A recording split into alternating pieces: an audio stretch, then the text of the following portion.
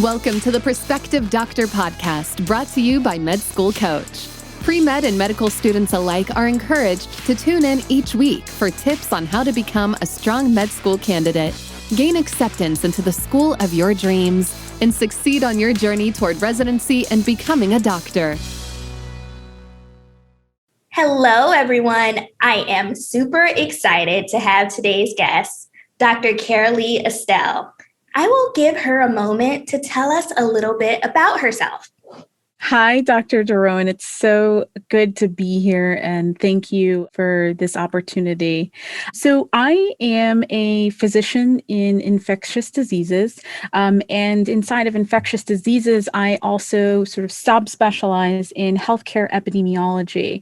And so I practice at UT Southwestern in Dallas, Texas, and I get to do my healthcare epidemiology, or infection prevention, as many know it, at Parkland Health and Hospital Systems, which is one of the largest safety net health systems in the country. I'm originally from Kansas, and I did my undergrad at Clark Atlanta University, and then I did my medical school at Boston University, and then my sort of postgraduate training was at UT Southwestern, where I'm now junior faculty. Thank you for that. Fun fact, Carolee is a fellow Terrier. We both went to Boston University School of Medicine, so shout out to them. And with that question, a lot of our listeners are pre-medical students and some medical students. And I just want you to share, thinking way back when you were in medical school, what made you choose the field of internal medicine? Because for those listeners out there who do not know yet, while Carolee is an infectious disease specialist, most doctors who go into ID, as we like to call it, have to start with internal medicine. Yeah, that's correct. So I did internal medicine training and then a fellowship in infectious diseases. And then I was fortunate enough to get a position as a healthcare epidemiologist, but there is also fellowship training for that as well. So to be honest, I chose internal medicine sort of by elimination. I really encourage people to, as you're thinking about these things, to really take into account what's important to you, what your values are, and what your kind of goals are, and put those together, and then also your interests. So for me, I really enjoyed all of the fields, to be honest, but I also really, really did enjoy surgery and OB-GYN. And the main reason that I took those off of my list was because of the sort of lifestyle that I observed that they had to sort of lead. And while I found them extremely interesting and could see myself doing it and loving it, I wanted a little more flexibility. And I saw that in internal medicine, there are so many subspecialties. I saw that as an opportunity because I tend to have a lot of interests. I tend to like to change what I do. And so internal medicine, I felt provided me the sort of open-endedness of I could still do so many different things with that field, and I could change my career over time. And in reality, that's kind of what happened, because I originally wanted to do hem-onc after internal medicine or primary care. And then I ended up discovering infectious diseases, which is the best specialty in the world that everyone should do, or at least consider. That's funny because, as we know, living in this global pandemic, infectious disease is quite a hot field right now. I like to call it the Fauci effect. But what made you choose infectious disease as your subspecialty? Yeah, honestly, it genuinely is one of the best specialties there are. So no matter what organ system that you love and enjoy, infectious diseases is part of it. We touch every organ system in the body. We collaborate with and work with every kind of physician and provider really that exists, because you can get an infection anywhere, and I think I also had interests at the time in sort of global health and things like that. And, infectious diseases are top of across the globe. And also I felt like the infectious diseases physicians that I met were some of the smartest people I'd ever met. And I just wanted to be like them. They were consummate clinicians in terms of their compassion and their excellence with physical exam and interviewing and just being with patients. I always saw patients loving them, because they really spent time with them and connected with their patients. And a lot of them, while they were so incredibly intelligent, had a lot of humility. And I thought the work that they did was amazing. And I didn't find infectious diseases until late in my training, because I didn't actually get to do an ID rotation in med school. It wasn't until the latter half of my internal medicine rotations that I discovered it. But it became my thing. Wow, that's so interesting and so true. Infectious diseases are everything. It's like the disease processes of the body. The reason that we actually study medicine, we're trying to fix most of these diseases. Yeah. So it's so wonderful that you found something like that. And I also find it very interesting, like your final point where you mentioned you didn't have the exposure in medical school. And that just shows like the variety of kind of listening to this podcast and hearing about different opportunities and fields, because each student has their own different journey, even in the same medical school sometimes, because I actually did have an infectious disease rotation when I was in school. So that's very fascinating to me. Yeah.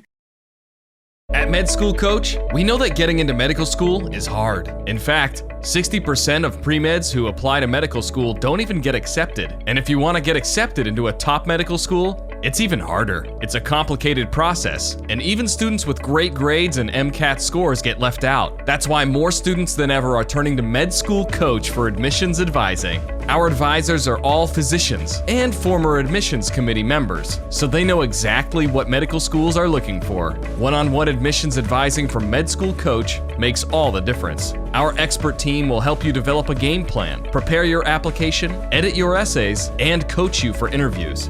Every pre-med has a story, and we'll help you tell it so you can stand out from the crowd. Visit us online at medschoolcoach.com and use offer code PODCAST10 to save 10% up to $400 on a Med School Coach admissions advising package. You can achieve your medical school dreams, and Med School Coach can help. And I think that also speaks to why people should be encouraged to follow their interests, because, and I had never heard of healthcare epidemiology until I was doing infectious diseases. And so I am currently in a career that most people don't know exist until COVID. Now everybody knows what healthcare epidemiologists are and infection prevention. But before COVID, really the only people who knew who we were the people who do it and some of the people in the hospitals. And so it's not something that you're exposed to throughout your training. And yet it's an incredibly interesting field. So healthcare epidemiology and infectious diseases to some degree. But I think what's really beautiful about infection prevention and healthcare epidemiology is we get to do both the direct patient care, right? You get to take care of the individual in front of you and get that one-on-one experience. But we also basically do population health.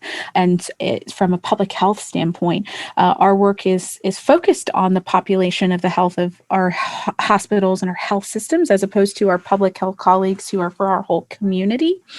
But we get to impact the outcomes for all of the patients for our hospitals and health systems. And so we get to do both individual and sort of more population level impact.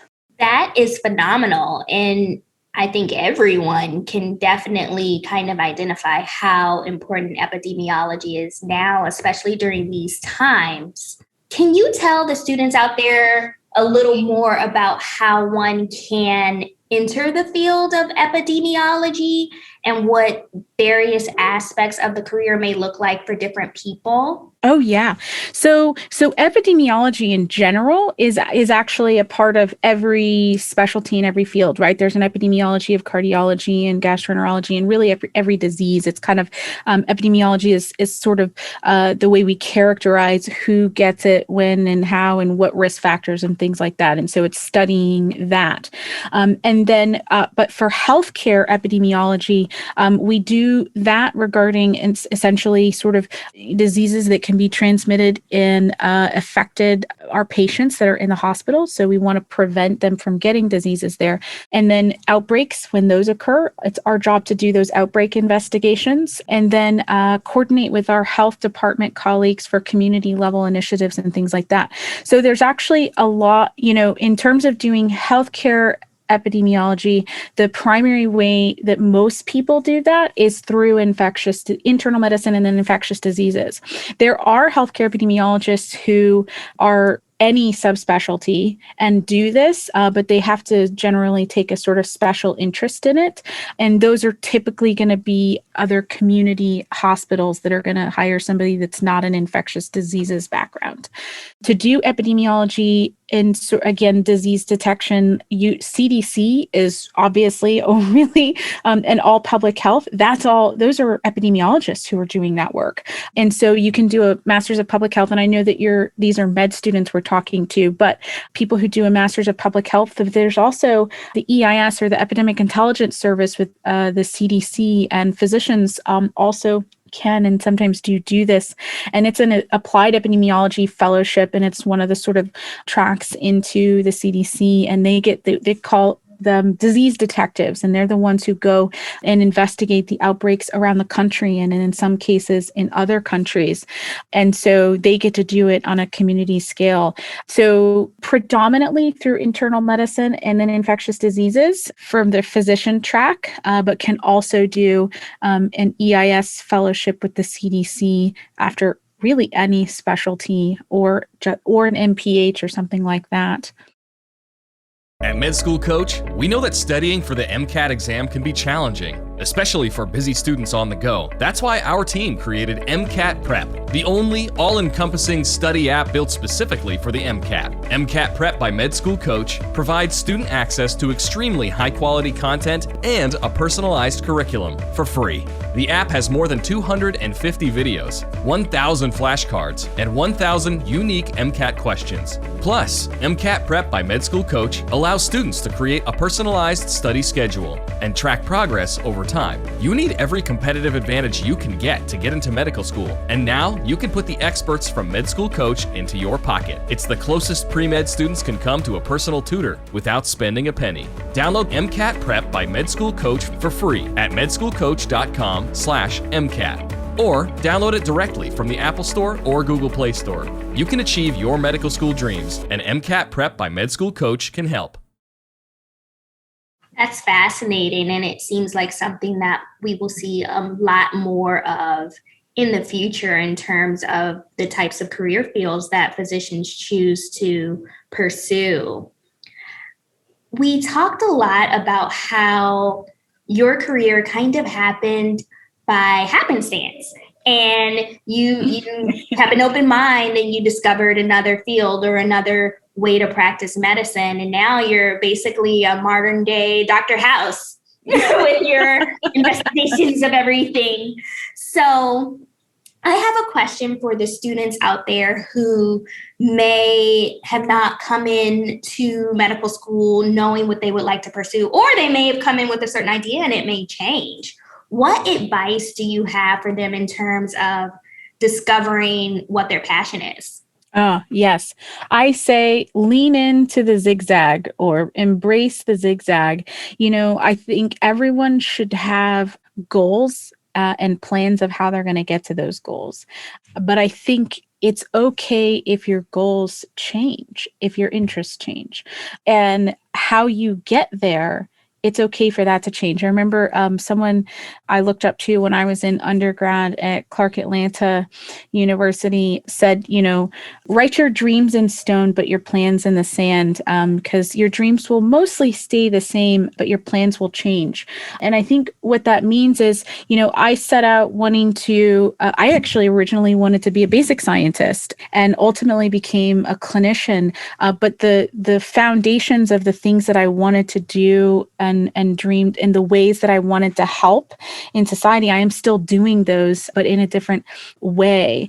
And so I think just It's okay if you don't know. What's most important, it's okay if you don't know what you want to do. What's most important is that you keep an open mind and you explore. Explore as much as you can so that you can identify what you are interested in and what you're not interested in so that you can eliminate those things and lean into it, lean into your interests, follow the opportunities that they present.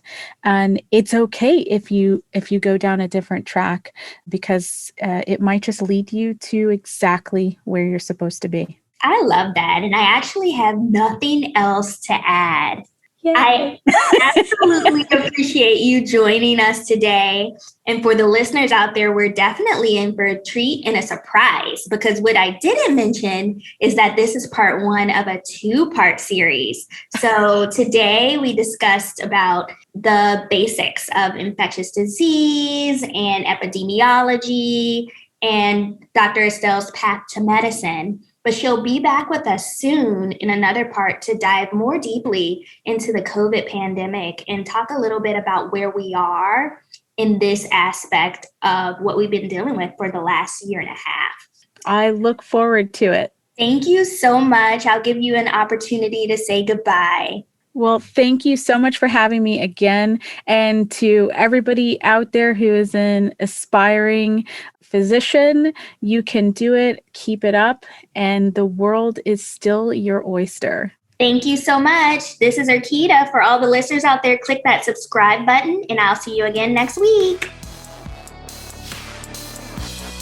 Each episode of the Prospective Doctor podcast is brought to you by Med School Coach. To access articles, videos, webinars, and free tools to help you succeed on your journey toward med school and beyond, visit our website, prospectivedoctor.com. We hope you tune in again next time.